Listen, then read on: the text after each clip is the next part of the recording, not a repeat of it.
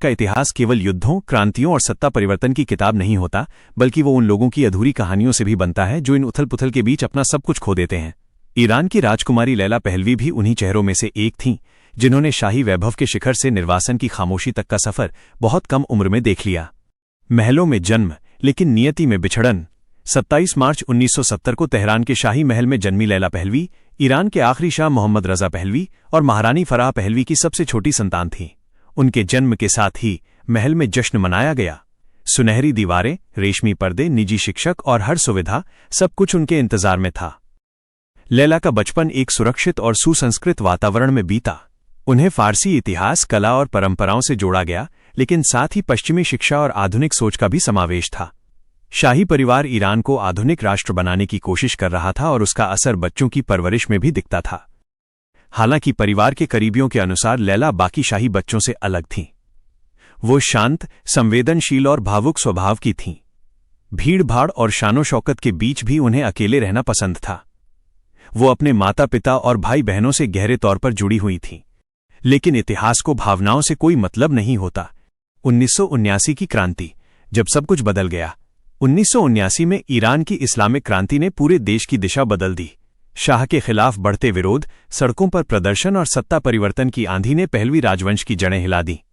लैला तब केवल 8-9 साल की थी जब एक रात उन्हें बताया गया कि अब वे अपने देश को छोड़ रहे हैं, शायद हमेशा के लिए।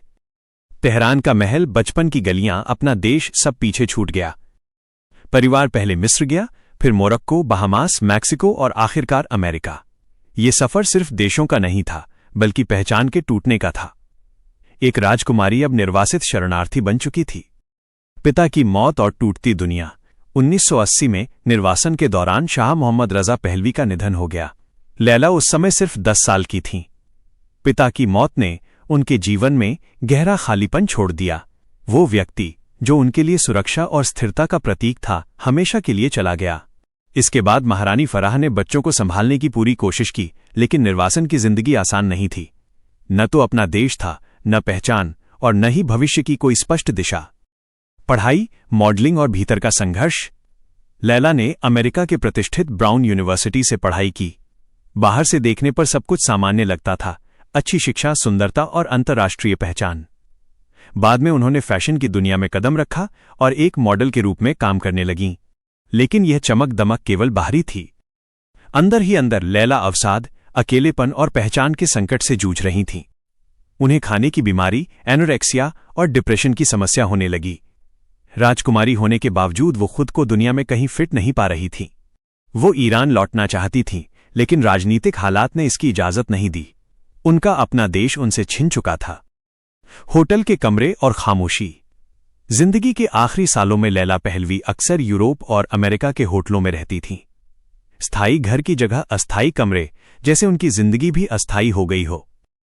10 जून 2001 को पेरिस के एक होटल के कमरे में लैला पहलवी मृत पाई गईं। उनकी उम्र सिर्फ 31 साल थी। उनकी मौत ने पूरी दुनिया को झकझोर दिया।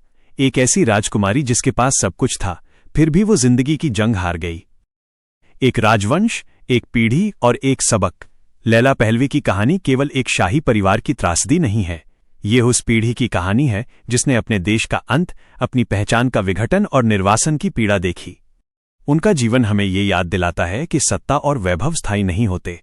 इतिहास जब करवट लेता है तो वो महलों और झोपड़ियों में फर्क नहीं करता। और कभी कभी सबसे ज्यादा दर्द वही झेलते हैं जिन्होंने कोई फैसला नहीं लिया होता, सिर्फ हालात के शिकार होते हैं।